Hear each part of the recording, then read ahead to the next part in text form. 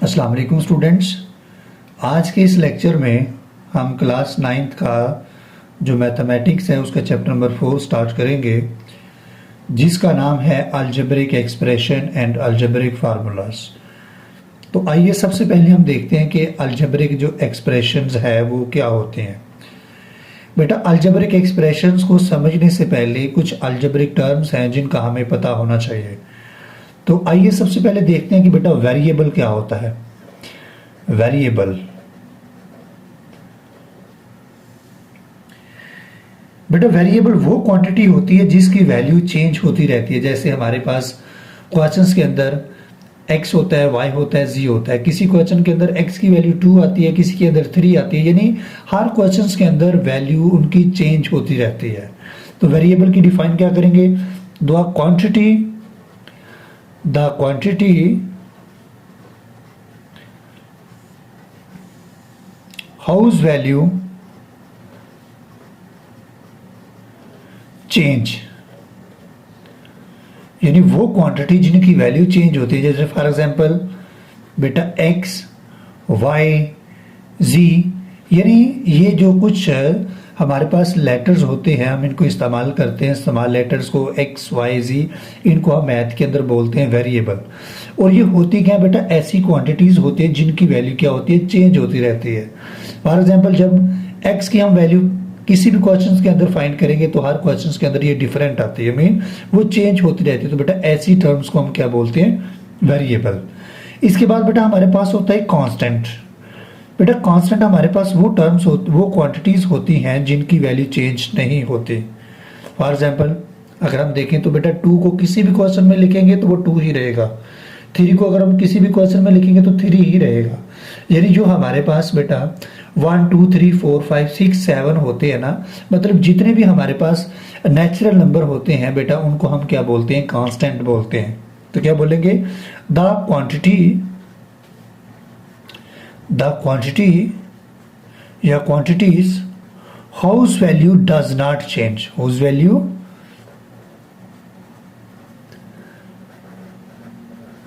Does not change is called constant, यानी वो quantity जिनकी वैल्यू चेंज नहीं होती। फॉर एग्जांपल बेटा 1 2 3 4 दुनिया के जितने भी हमारे पास नंबर्स होते हैं बेटा इनको हम क्या बोलते हैं? कांस्टेंट बोलते हैं।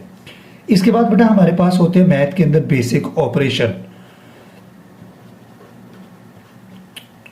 यानी बेटा ऑपरेशंस क्या होते हैं? बेटा मैथ के अंदर ये plus minus multiply and divide, बेटा इनको हम क्या बोलते हैं मैथ के अंदर? इनको हम बोलते हैं ऑपरेशंस। अब बेटा मैंने 3 क्वांटिटीज की बात की है। एक मैंने वेरिएबल की बात की है, एक मैंने कांस्टेंट की बात की है और एक मैंने ऑपरेशन की यानी बेसिक ऑपरेशन की बात की है। बेटा अगर हम वेरिएबल बेटा हमारे पास क्या होता है? x होता है, y होता है, z होता है या कोई भी abc होता है। बेटा उसके बाद ऑपरेशंस होते हैं। बेटा ऑपरेशंस हमारे पास क्या होते हैं? Plus minus multiply and divide. और तीसरे नंबर पे हमारे पास होते हैं कांस्टेंट। 1 2 3 कोई भी दुनिया के जितने भी नंबर हैं हम उनको कांस्टेंट बोलते हैं।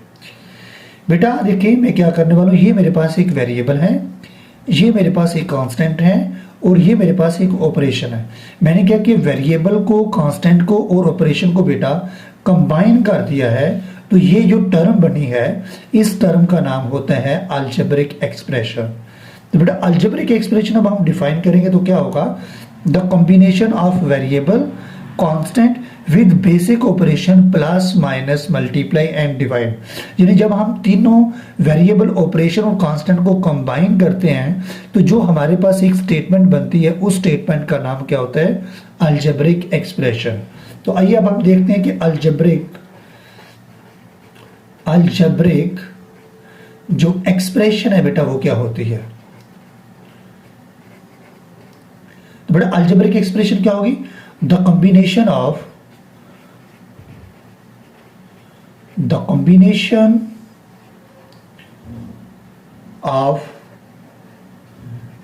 Variable and constant with basic operation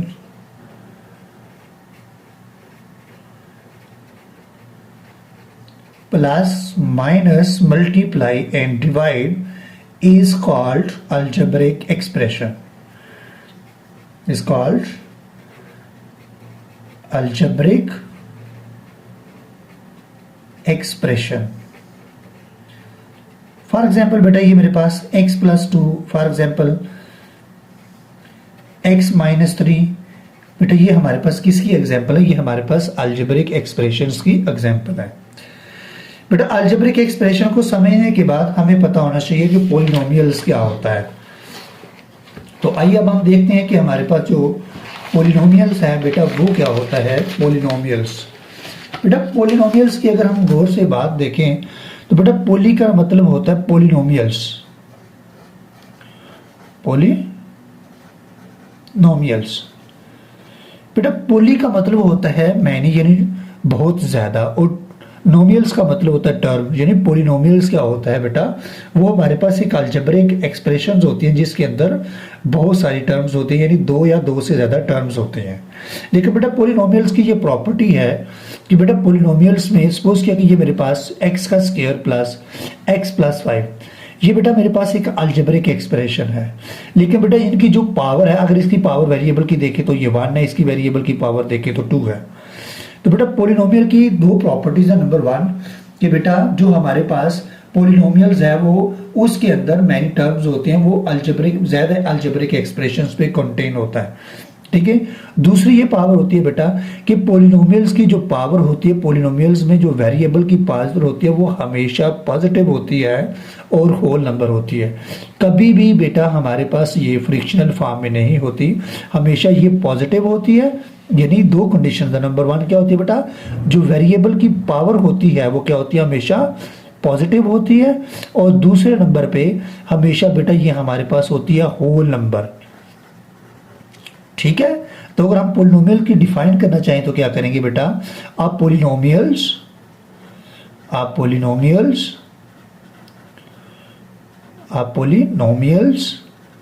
contains many terms, या many algebraic expression कह सकते हैं, many terms in which जिसके अंदर the power of variable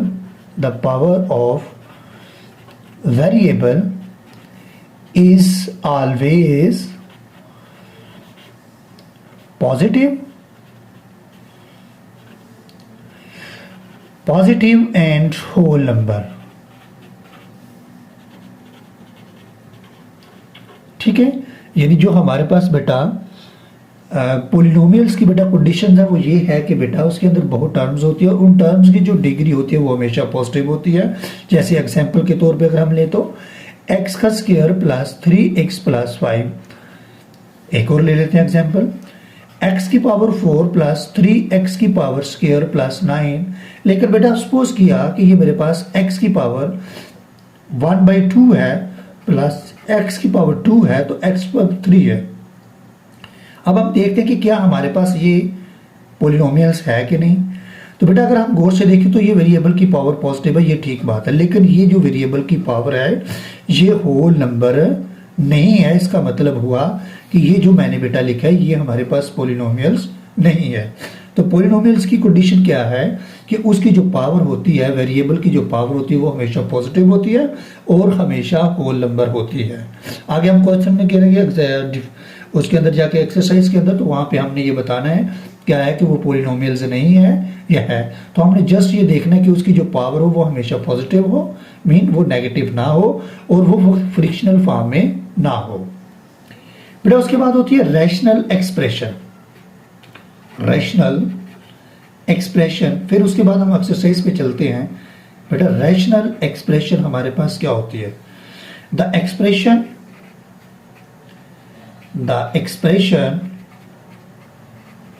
of the form P of x divided by Q of x और नीचे वाला जो बेटा क्यू ऑफ एक्स है वो जीरो नहीं होता, और ये जो पी ऑफ एक्स है और जो क्यू ऑफ एक्स है आर पोलिनोमियल्स। और क्या बेटा ये polynomials are called rational expressions. For example बेटा ये मैंने क्या लिखा है, ये मेरे पास x प्लस 1 है और ये मेरे पास x का स्क्वायर प्लस 2 है। अगर गौर से देखें तो बेटा ये मेरे पास एक पॉलिनोमियल है, क्यों, इसकी डिग्री पॉजिटिव है, और नीचे वाला भी एक पॉलिनोमियल। मीन अगर दो पॉलिनोमियल आपस में डिवाइड हो तो हम इसे क्या बोलते हैं, रैशनल एक्सप्रेशन।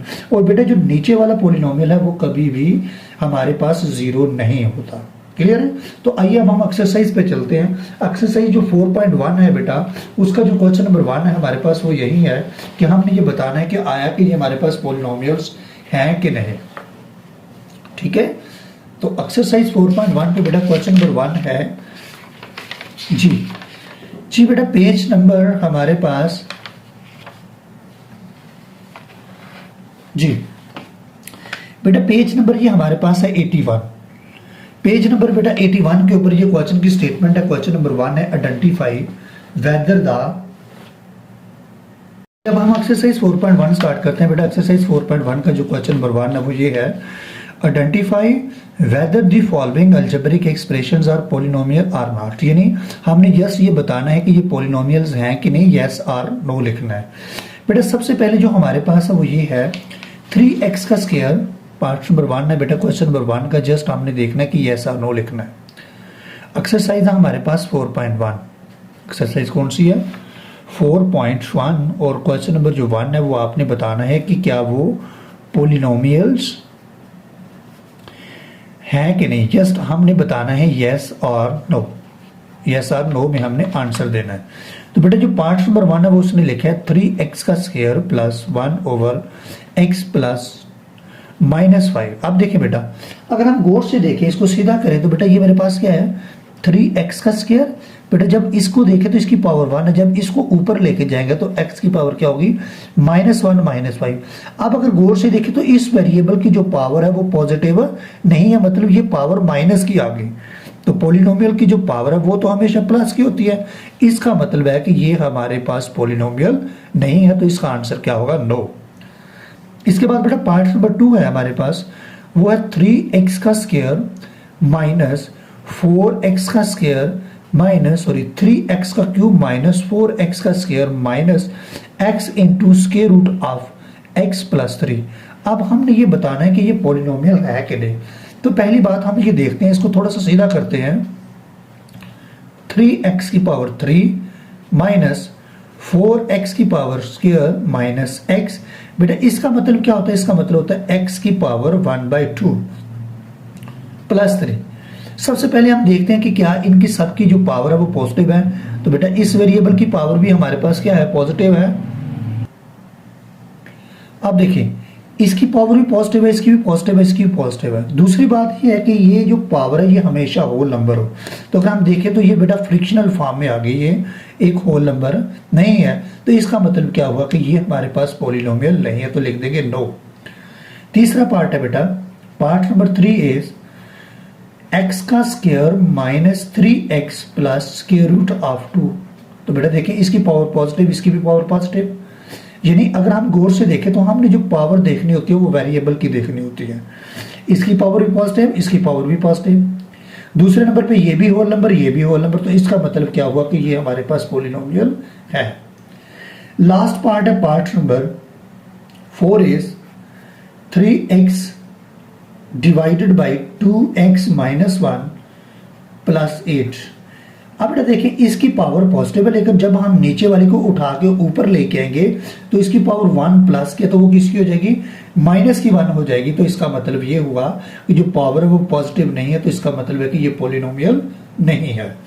अब क्वेश्चन नंबर जो 2 की स्टेटमेंट है वो ये है बेटा, आप लोगों ने क्वेश्चन नंबर 2 है एक्सरसाइज 4.1 का, उसमें हमने ये बताना है कि whether the following statements are rational expression are not. तो बेटा रैशनल एक्सप्रेशंस के लिए ये दो कंडीशंस है कि दो पॉलिनोमियल्स आपस में डिवाइड हो। तो हमने देखना है कि क्या डिनोमिनेटर में और न्यूमिनेटर में जो टर्म्स डिवाइड हो रही हैं वो पोलिनोमियल्स हैं कि नहीं। तो इसको मैं बुक पे ही करने वाला हूँ। देखो बेटा, अगर मैं इसकी बात करूँ तो बेटा इसका x के स्क्वायर रूट का मतलब है x की पावर 1/2। तो बेटा अगर 1/2 देखें तो वो होल नंबर नहीं है, तो ये हमारे पास पोलिनोमियल नहीं है, ये भी पोलिनोमियल नहीं है। अगर ये दोनों पोलिनोमियल नहीं है तो ये अलजेब्रिक एक्सप्रेशन, रैशनल एक्सप्रेशन नहीं है। अब इसमें आते हैं। देखो बेटा, इसमें ऊपर वाले को पहले देखते हैं। बेटा ऊपर वाला पोलिनोमियल है, क्यों? इसकी पावर 2, 3, इसकी पावर 2, ये एक पोलिनोमियल है और नीचे भी एक पोलिनोमियल है। ऐसे है, ये दो पोलिनोमियल आपस में डिवाइड हो रहे हैं, तो इसका मतलब है ये यस होगा, ये अलजेब्रिक रैशनल एक्सप्रेशन होगा। इसमें भी आ जाते हैं बेटा, ये कि x का स्क्वायर प्लस 6x प्लस 9। तो बेटा जो न्यूमिनेटर में वो भी एक पोलिनोमियल्स है और डिनोमिनेटर में भी एक पोलिनोमियल्स है, मतलब दोनों की जो पावर है वो पॉजिटिव है। तो ये बेटा हमारे पास एक रैशनल जो एक्सप्रेशन है। तो यस लिखेंगे।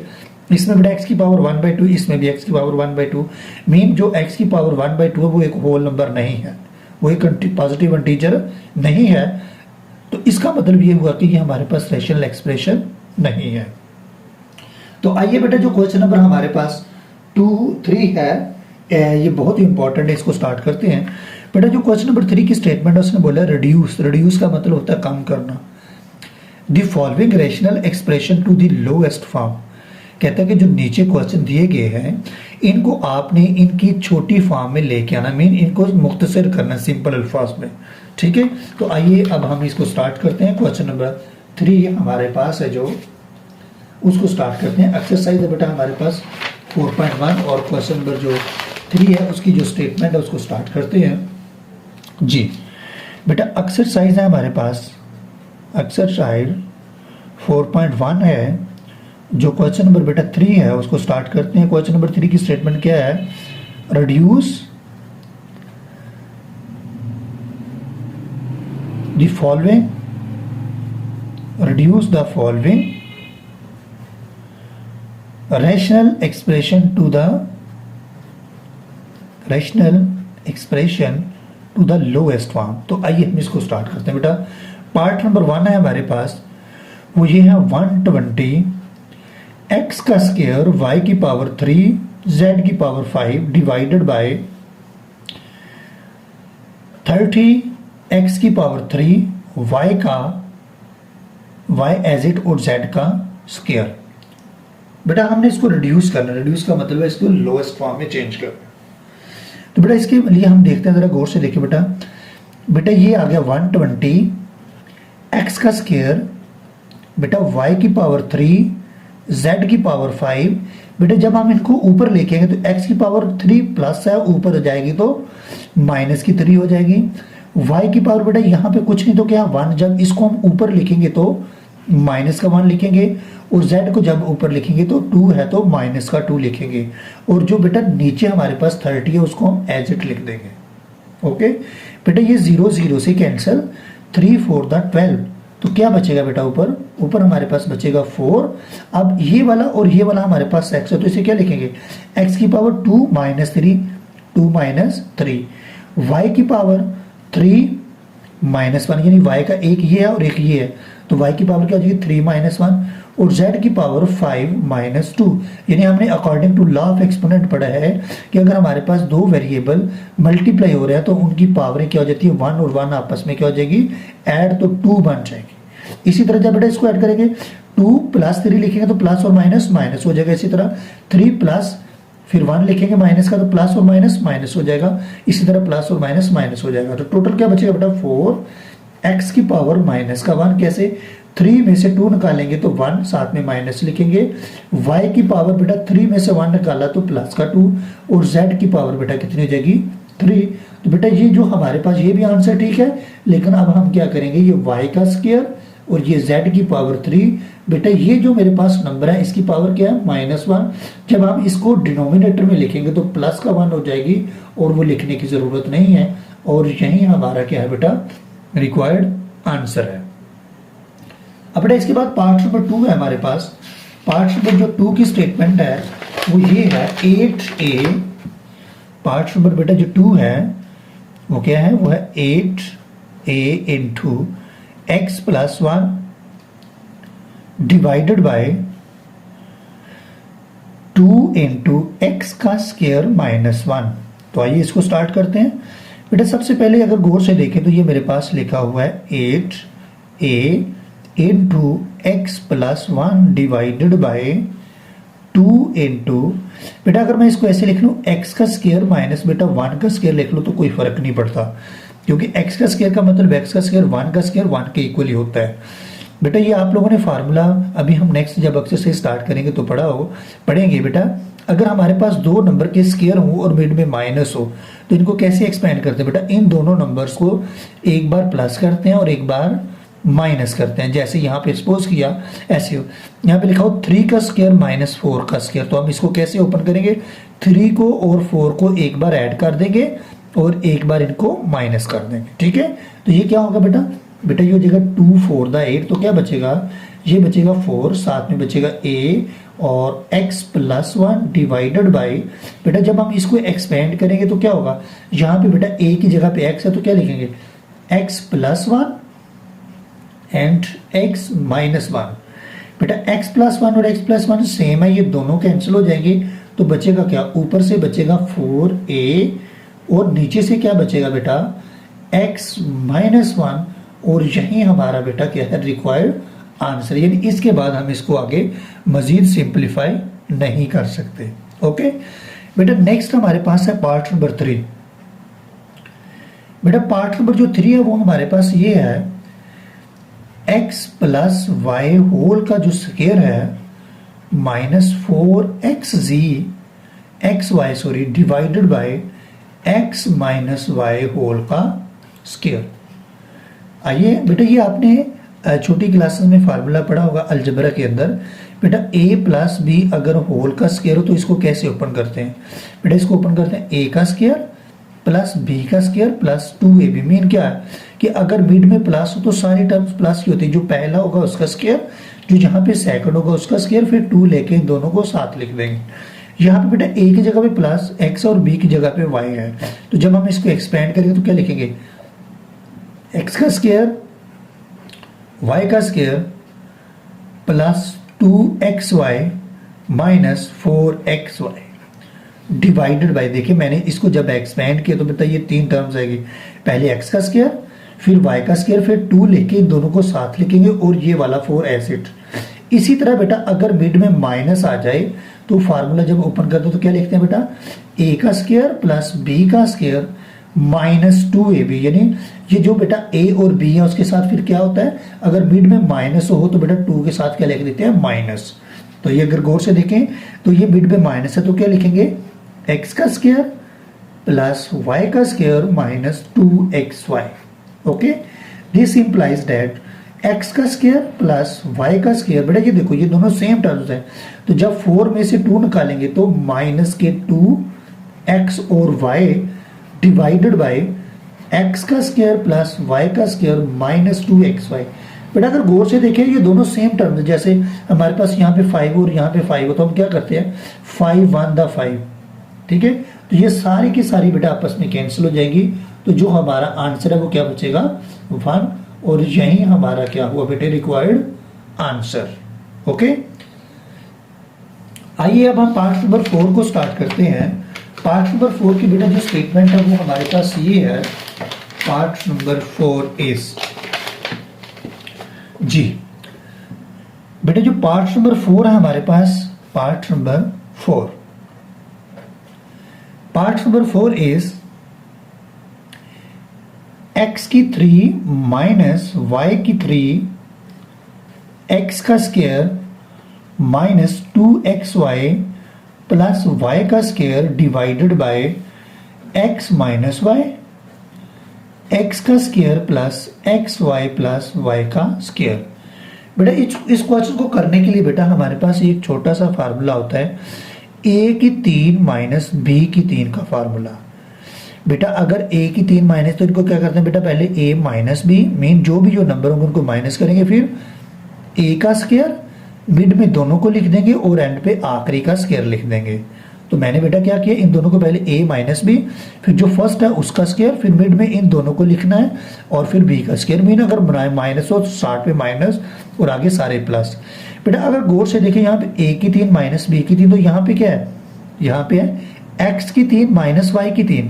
तो अब हम इसको एक्सपेंड करते हैं इस वाली टर्म्स को। बेटा जब इसको एक्सपेंड करेंगे तो क्या आएगा, x की 3 माइनस y की 3 को x माइनस y, यानी इन दोनों को पहले माइनस किया, फिर जो पहला नंबर था उसका स्क्वायर, तो यहाँ पे x का स्क्वायर, फिर दोनों नंबर्स को लिखना और एंड पे y का स्क्वायर। यानी मैंने इस टर्म्स को ओपन किया, जैसे इसको ओपन किया तो ये आंसर हम लिखेंगे, इसी तरह जब इसको एक्सपेंड करेंगे तो ये आंसर आएगा। आगे बेटा ये वाली टर्म ऐसे ही, x का square minus 2xy plus y का स्क्वायर डिवाइडेड बाय, ये वाली भी ऐसे लिख देंगे, x माइनस वाई, x का square plus x y plus y का स्क्वायर। अब जो जो सेम टर्म को देखो, x माइनस वाई और x माइनस वाई ये इसके साथ कैंसिल, x का स्क्वायर प्लस एक्स वाई ये भी सेम, ये कैंसिल। तो बचा क्या बचो, x का square minus 2xy plus y का स्क्वायर। बेटा इसको तरतीब से लिखें, x का स्क्वायर इसको पहले लिख लें और इसको बाद में लिख लें, ये भी बेटा आपका आंसर ठीक है। या आपने ये फार्मूला पढ़ा है, a का स्क्वायर प्लस b का स्क्वायर माइनस 2ab।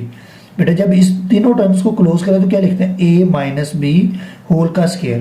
तो यहाँ पे a की बजाय x का स्क्वायर फिर y का स्क्वायर फिर माइनस लेके दोनों को, तो ये किसका फार्मूला होता है, x माइनस वाई होल का स्क्वायर। और यही हमारे पास इसका रिक्वायर्ड आंसर है। यानी हमने इसको क्या किया, इसको हमने रिड्यूस कर दिया। रिड्यूस का मतलब क्या होता है, ये बहुत बड़ा था तो इसको हमने सिंपल कर दिया, छोटा कर दिया।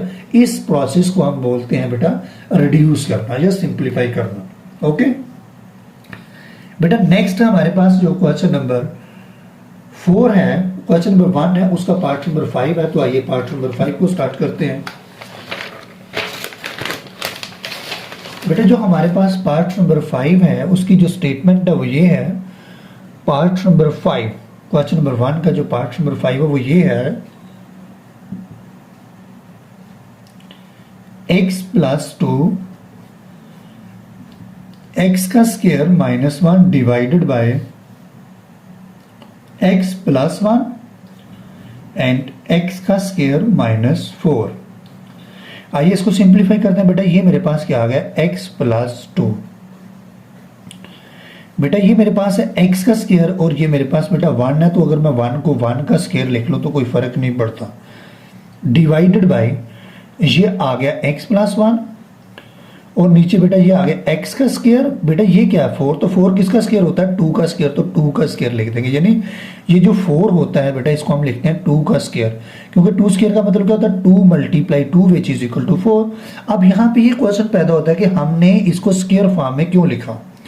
बेटा क्योंकि मैं यहाँ पे ये फार्मूला अप्लाई करना चाहता हूँ, a का स्क्वायर माइनस b का स्क्वायर, a प्लस b और a माइनस b अप्लाई इसलिए करना चाहते हैं ताकि कुछ टर्म्स सेम टर्म्स हैं जो आपस में कैंसिल हो जाएं और कुछ बचें, और इसी चीज को हम सिंप्लीफिकेशन कहते हैं। तो देखें ये x प्लस बेटा 2 एज इट, अब इसको ओपन करना, ये देखो यहाँ पे a माइनस बी, a और b है तो a b, यहाँ पे x और 1 है तो क्या लिखेंगे x प्लस 1 और x माइनस 1। ठीक है, नीचे आ जाए, ये वाला बेटा नंबर ऐसे ही लिखेंगे टर्म्स को x प्लस 1 और ये वाली एक्सपेंड करते, देखो यहाँ पे ए बी है तो ए बी, यहाँ पे x और 2 है तो क्या लिखेंगे x plus 2 and x minus 2।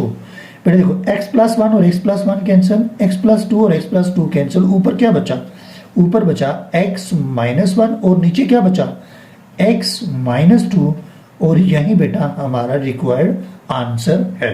Okay बेटा इसके बाद हमारे पास पार्ट नंबर 6 है। पार्ट नंबर बेटा जो 6 की स्टेटमेंट है वो ये है, x का square minus 4x plus 4 divided by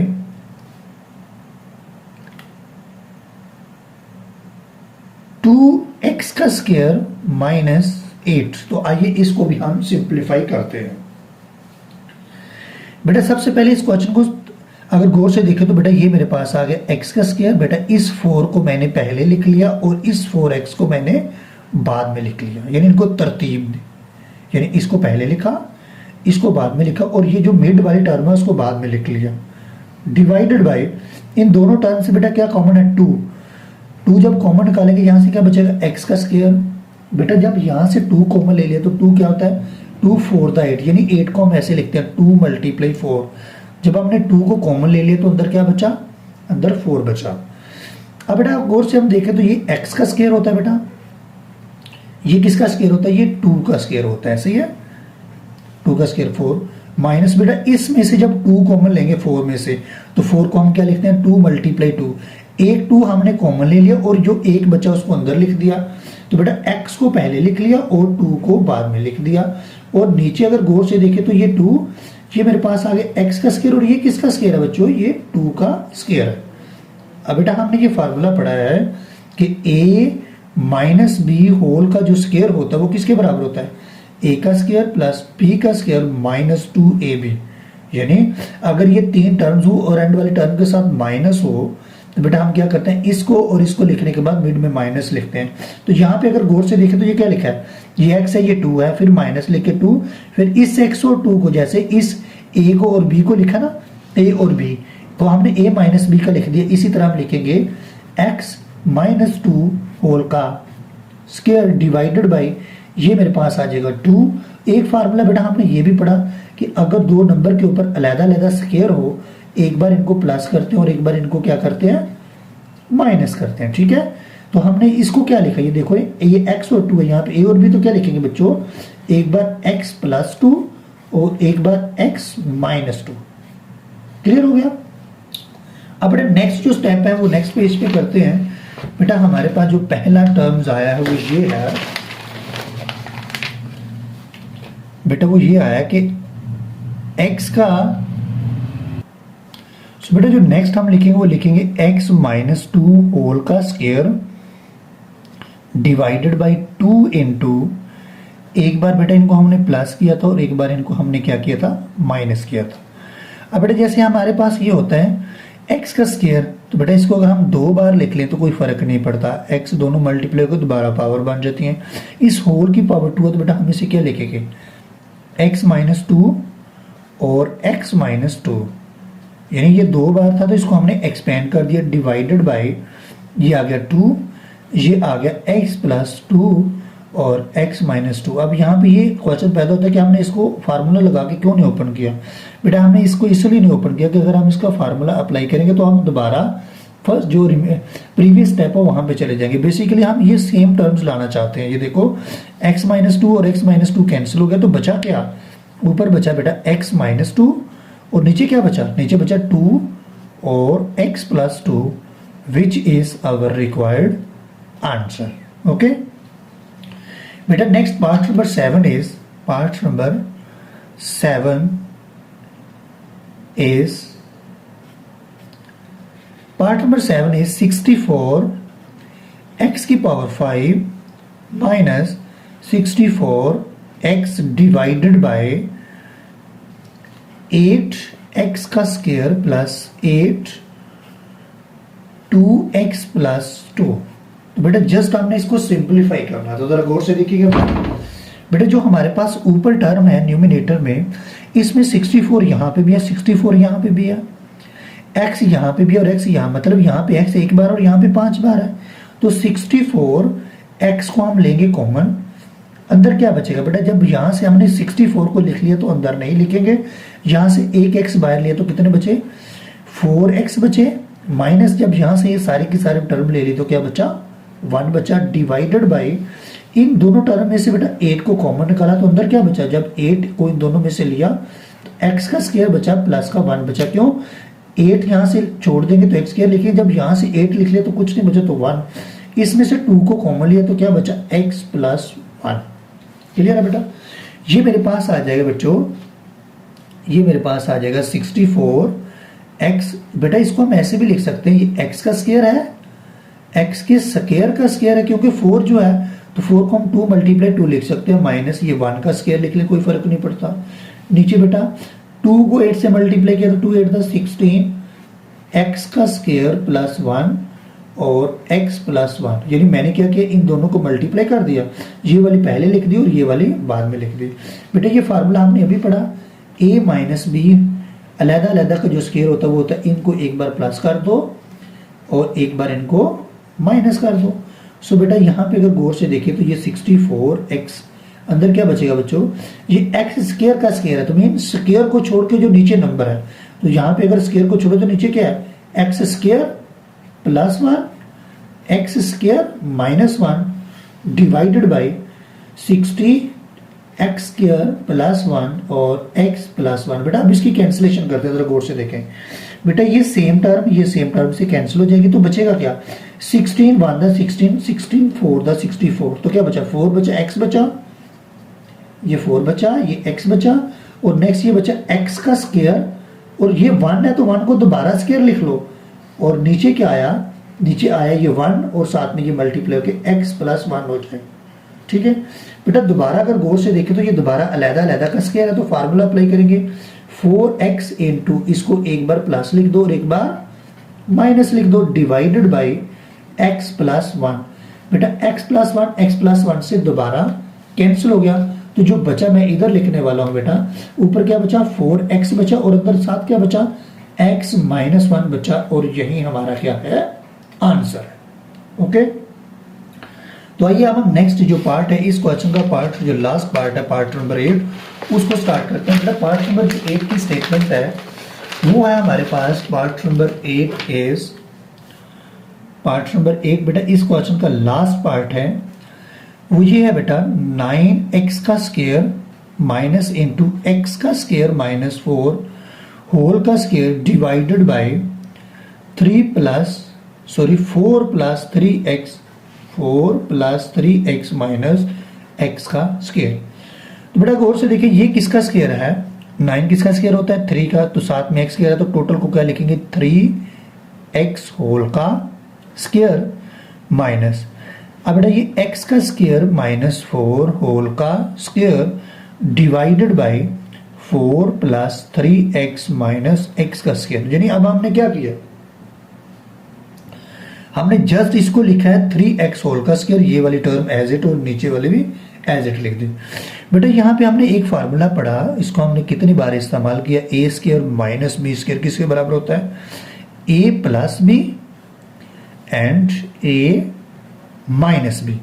सो बेटा जब हम इनको प्लस और माइनस किया तो ये क्या आ गई बेटा, एक बार इनको प्लस किया और एक बार माइनस किया, इसी तरह इस पे भी आ जाए, ये देखो a की जगह पे क्या है 3x और b की जगह पे ये सारे का सारा, तो क्या करेंगे बेटा, ये फर्स्ट प्लस ये सेकंड, इन दोनों को प्लस कर दिया, फिर ये फर्स्ट और सेकंड क्या है बच्चों, x का स्क्वायर माइनस 4, इनको मैंने माइनस कर दिया, और नीचे वाला as it 4 plus 3x minus x square. Okay बेटा, अब इन ब्रैकेट्स के बाहर अगर प्लस हो तो अंदर साइन चेंज नहीं होता, तो ये आ जाएगा 3x plus x minus 4 plus x का स्क्वायर, फिर बेटा ये आ जाएगा 3x, बेटा बाहर माइनस है तो अंदर साइन चेंज होगा, तो माइनस x का स्क्वायर माइनस और माइनस प्लस का 4 डिवाइडेड बाय, बेटा इसको तरतीब से लिख लेते हैं, तरतीब से मीन क्या, 3x माइनस x स्क्वायर को पहले ये प्लस का, क्योंकि इसके साथ साइन कोई नहीं, ये 3x लिखा, ये वाला ये लिखा, और इसको बाद में क्योंकि इसके साथ साइन कोई तो प्लस का है